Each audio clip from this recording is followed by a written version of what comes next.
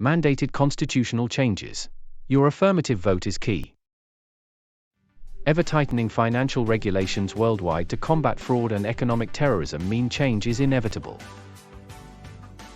In early 2023, Switzerland introduced a new law requiring its associations, receiving or sending funds outside the country, even for charitable or social purposes, to be entered in the local commercial registry in relation to new anti-money laundering regulations. The deadline for compliance is the 1st of July, 2024. In June 2023, YMI submitted its paperwork to the Geneva Commercial Registry, including our international constitution as required. The application was rejected. The Commercial Registry, and a local law firm subsequently engaged, identified several key problem areas with our international constitution, explaining the refusal. Lack of clarity regarding governance structures, formation and responsibilities. Swiss associations require an executive board or committee and a general assembly or an easily identifiable, comparable, legislative body. Weaken incomplete information on YMI's financial resources.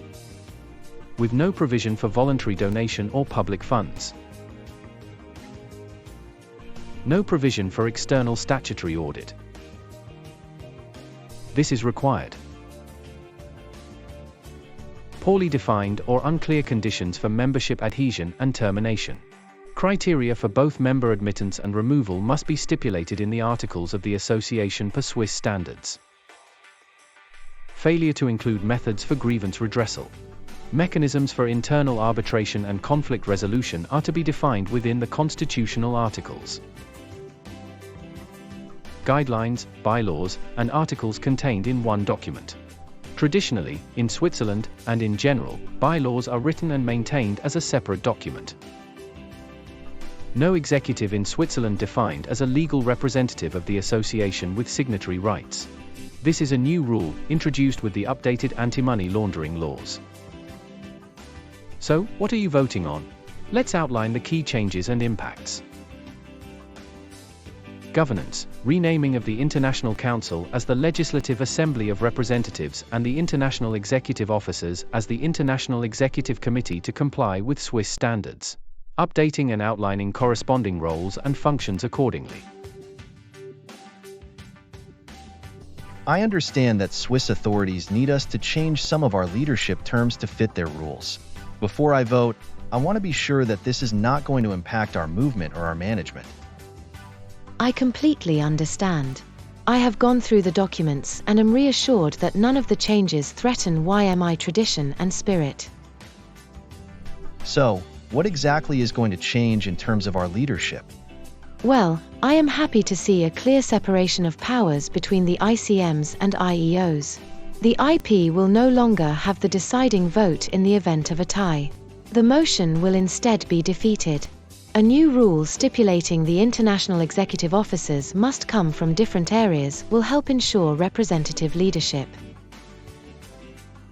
What about the composition of the International Council? I have heard there are some things that will be different, like there will no longer be a provision for young council members. Yes, that's true. There is nothing keeping young people from joining the council though, and our clubs must assume the responsibility of nominating the right persons for the position. We have been reminded that reserving seats for special interest groups goes against the concept of equal opportunity, and can potentially eliminate good candidates from the running. You mentioned nominations. I understand that only clubs in good standing and with voting privileges on international issues can participate in the process. Yes, that's true. Nominating a person to sit on council is a solemn and very important job. I agree that it should be reserved for our strong, active clubs which are honoring the expectations of membership. Okay, I can accept that. I have also heard that the ISG will become a member of the IEOs, which seems like a pretty important change to me. Well, that's not fully true.